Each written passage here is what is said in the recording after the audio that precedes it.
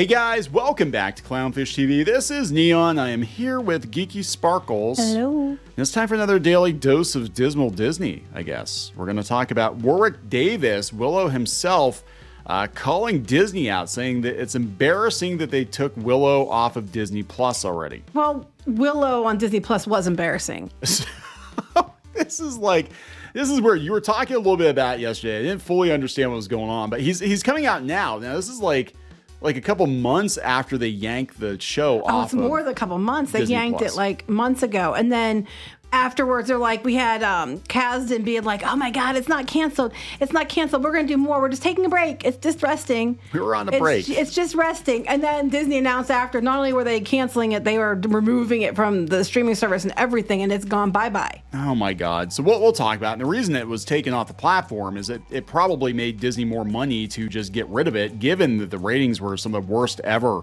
or might have been the worst ever rated show on Disney Plus. Oh, I don't think it's the worst, but it wasn't great. At the time, for Willow, it was like, look, the original Willow, was kind of weird. The original Willow is kind of a cult classic. It was not a big box office hit, but it should have done a lot better.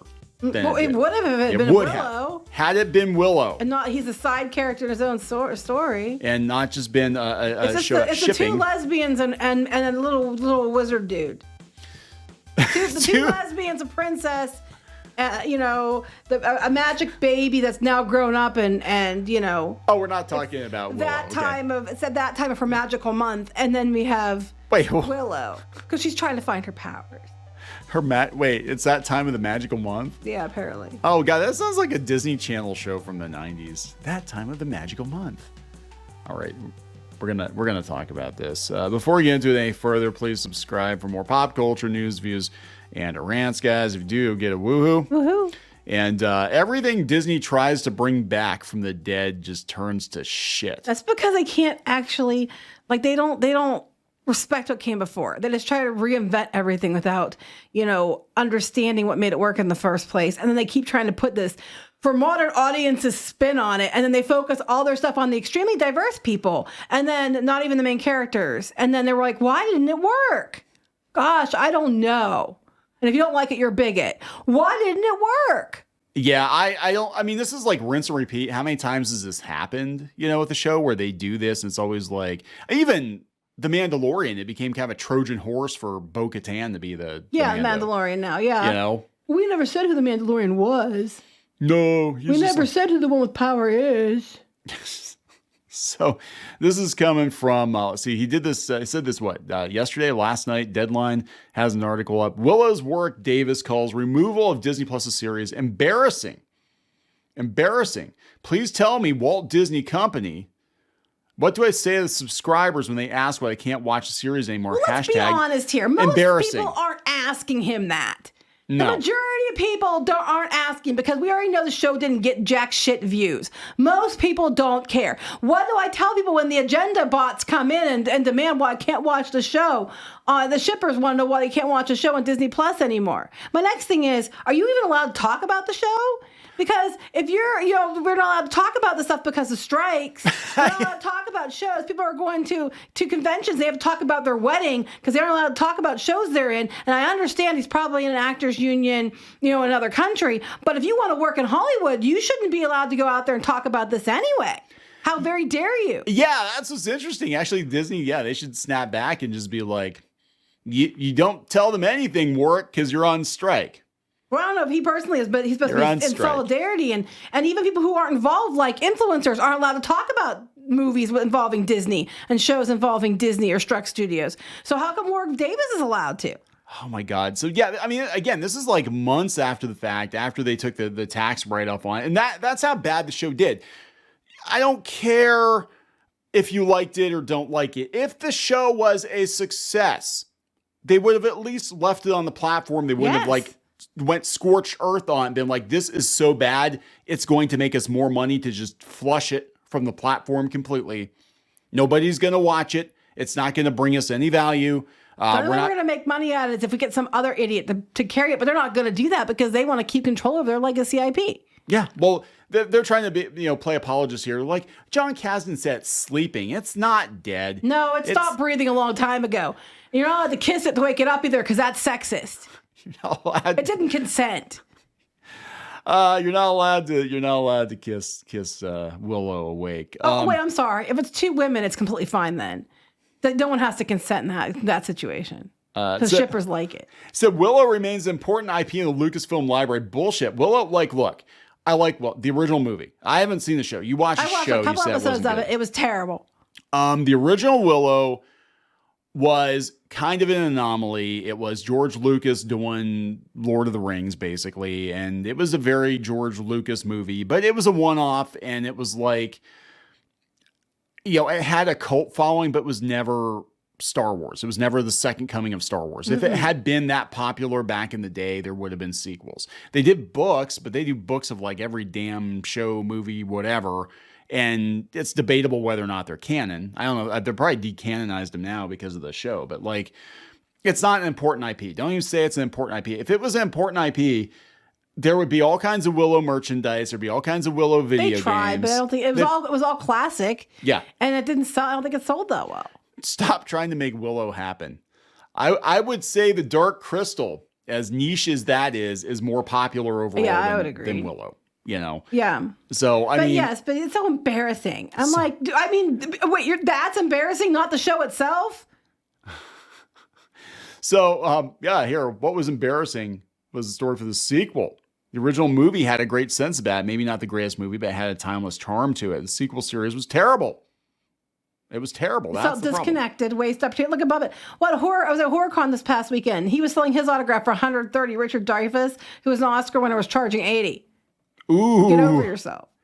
Here's the thing. I like Warwick Davis, but like, it's not a good look, bro. It's not a good look. Like the show. It wasn't good. I love the movie Willow. I love Warwick Davis. Yes, agreed. But the series was embarrassing. The movie deserved better, and I hope Disney eventually reboots it with more care. Yes, that's where I stand. They might. I mean, look, it could be even like, we're just going to pretend this one didn't happen. We're going to do an actual sequel. And that sucks because they got a lot of people back for it. And, and it could have been something amazing. And then, no, we had to double, triple down on agenda bullshit and bring in the shippers. So it's going to be another IP ruined by shippers. Yeah, that's just it. The only people that were angry about this show getting not just canceled, but like yeeted from the platform were the shippers. They're like, you just hate lesbians. That's basically what they're trying to argue. You hate lesbians. Like, that's what the problem is. Matt Vader says, you say, I'm sorry, but Disney was more interested in filling Disney Plus with literally anything they had the rights to and virtue signaling than they were in making good content that respected and lived up to the original movie. Ouch. Tell them you're sorry for their lack of taste. Yeah, pretty much. Look, this whole thing, like you brought up the strikes and you brought up that, all the streaming stuff going on right now and all these streamers are trying to save money. They are, I think, trying to unfuck the pregnant woman. You said that can't be done, but we're not going to talk about how it can be done because it makes me sad. Yeah, we're not going to, we're not going to talk about that, but they made a lot of really bad decisions over the last couple of years. They greenlit a lot of really bad content. They keep doing it. We're seeing audiences reject said content in droves. And like, look, Ahsoka was not good. Willow, they're like, oh my God, Willow's terrible. Only did 400 and some, whatever, 481,000. First 5 days. And I dropped off a cliff after that because people were like, what the hell is this? Ahsoka only did 800,000. I think Ms. Marvel even did more than that. I don't know. It's not good. Like, it's not good. People are tuning out because the content is awful. But basically, he got cornered at the convention, and he's like, what am I supposed to tell people? I'm going to stand for you so you don't cancel me. You need to tell people, because I'm like, what, all 5 of them, and they're 100 alt accounts? Most people didn't watch it, which is why it's gone. Yeah.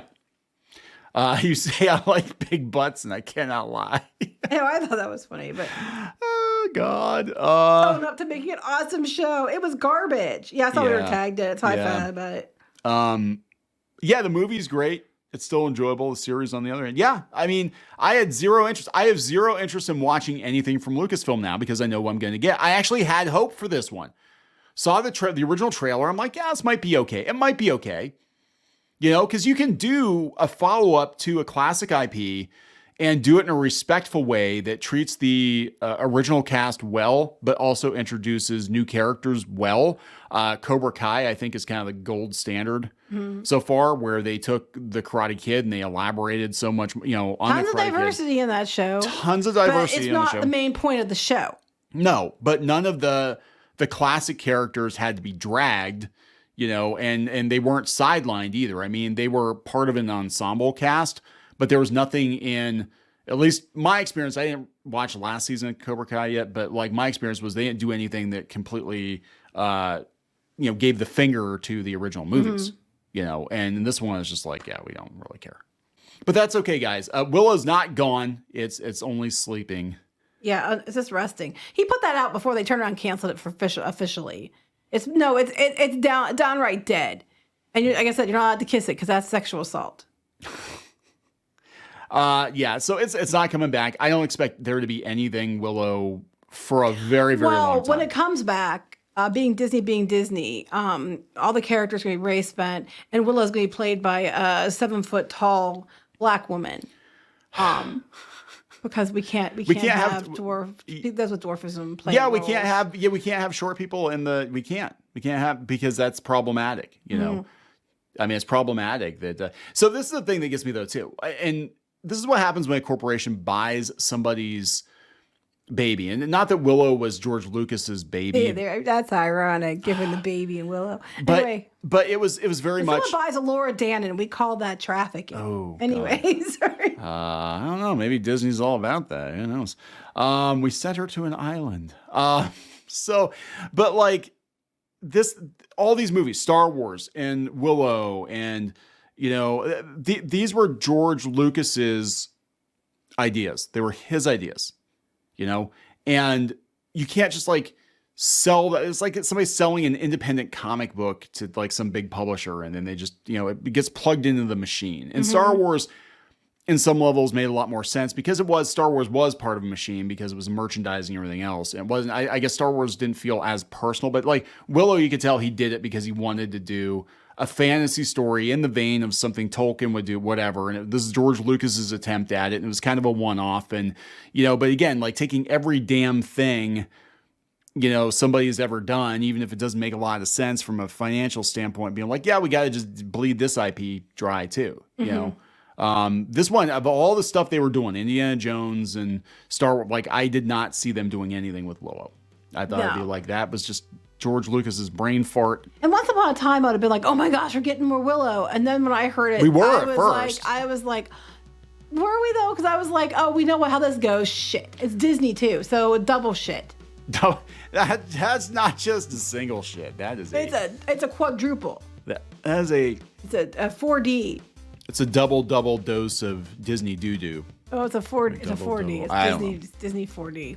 So there you go, guys. At this point, anytime anybody that is not the creator of said thing says we're gonna do more of said thing, just don't even get your hopes up. Or if you're a part of a studio that's all in on the modern audiences, if they say anything for modern audiences, then damn well that just translates to lesbians and diversity and inclusion and agenda shit. That's what that translates to. And now I've noticed lately Hollywood isn't saying it like they used to. They're doing it, but they're not saying it like they used to because immediately it turns people off. Yeah, and modern audiences means it's gonna be dog shit. it's a dog whistle for the alt left. That's right.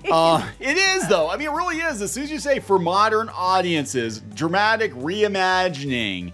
We want people to see themselves in this media. When they say that, they just mean for hardly anyone. For hardly anyone. Apparently they like these where we want to lose money. That's what I hear. Yeah, you want. Oh, okay, so you want to lose money. Okay, Yeah. got it. You need a tax write-off. Got it. Right, Okay. right. And that's exactly what the show became. Willow became a tax write-off. Pretty much it was. So they took the Shocker. write down. So, all right, we're going to wrap this up. Yep. Please subscribe for more pop culture news, views, and rants, guys. We'll talk later. Bye.